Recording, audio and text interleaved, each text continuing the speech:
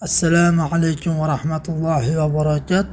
Tavhid bobiga oid 40 hadisni keyingi darslikni boshlaymiz. Ya'ni 4-hadisni o'qib chiqamiz bugun. Rububiyat haqida ekan. Bismillahirrohmanirrohim.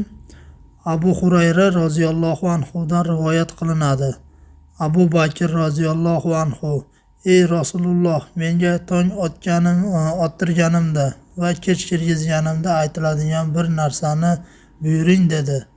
U zot aytdi: "G'ayb oshkorni biluvchi, osmonlar va yerni yaratuvchisi, barcha mavjudotning Robbisi va Molik podshoh bo'lgan ey Alloh, guvohlik beramanki, sendan o'zga haq ma'bud yo'q. Nafsimning yomonligidan, shaytonning yomonligidan va uning shirk keltirishga chaqirib qiladigan vasvasasidan panoh berishingni iltijo qilaman" deb aytgin. Buni tong ottirganingda va kech kirgizganingda hamda yotar vaqtingda aytgin dedilar.